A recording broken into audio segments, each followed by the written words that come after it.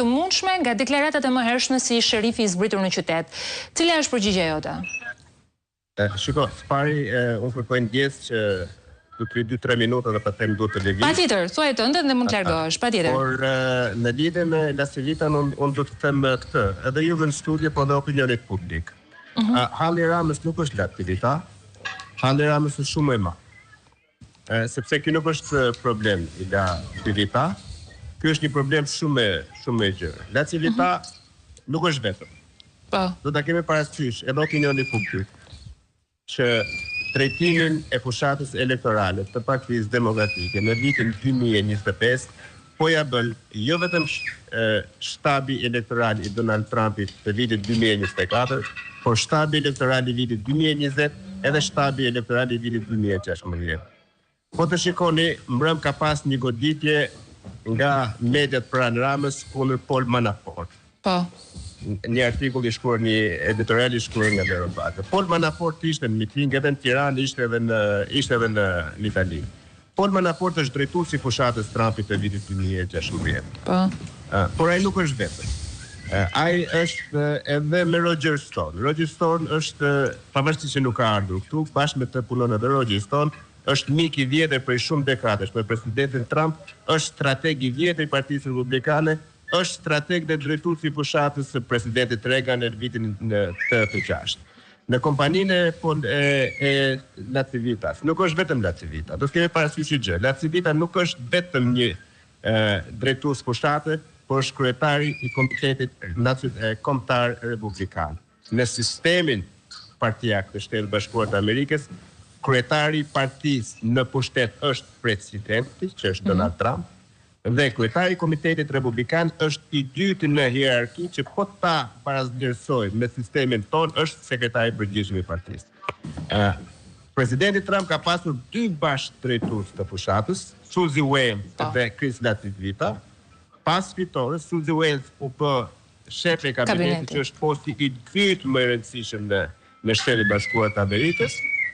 Dhe Chris Lacivita u bë kryetari i Komitetit Republikan. Pra, njëri nga bashkëdrejtuesit e fushatës ja la në dorë administratën shtetërore, bashkëdrejtuesi tjetër ja la në dorë partinë politike.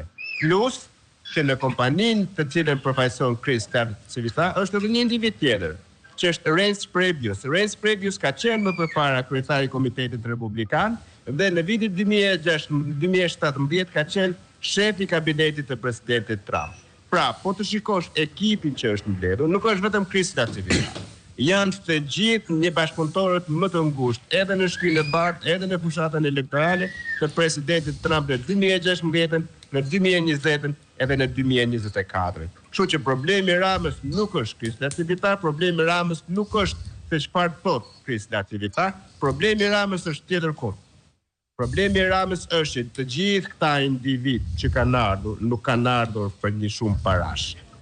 Ardhja e tyre është një mision politik dhe Edi Rama e din shumë mirë këtë. Tani Edi Rama mund të tallet për të amortizuar tek të vetët, por Edi Rama mund të tallet me Chris Lacivita, duke thënë Latifja, nuk e di se çfarë emri i vendos, por nuk mund të tallet me të gjithë këta.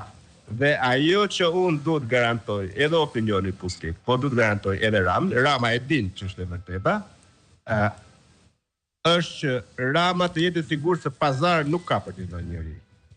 Me Latif apo pa Latif, pazar nuk ka për t'i dhënë njëri, e para dhe e dyta, përpara se ta fus me bazën dhe të përmend rublat e Paul Manafort, do të kujtoj rublat të cilat janë përdorur për shkollimin e tjatit vetë në Shën Petersburg dhe parat që janë përdorur nga Ish-Bashkimi Sovjetik për të mos thënë struktura të tjera të jëmës vetë në Poloninë Sovjetike.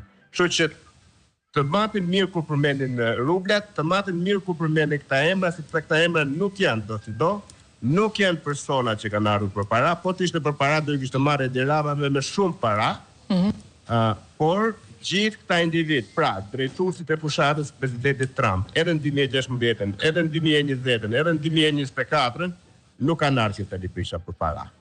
Dhe këto do ta dinë e Rama e din shumë mirë këtë, po këto do ta dinë opinioni publik dhe krismën keni për t'ia dëgjuar 2 javë të punit fushatës. Të falenderoj shumë për kaq që ishe me mua. Në fakt do të jetë një aktivitet që ne do ta transmetojmë, është në Durrës, do të jetë lideri i opozitës Sali Berisha, prezantimi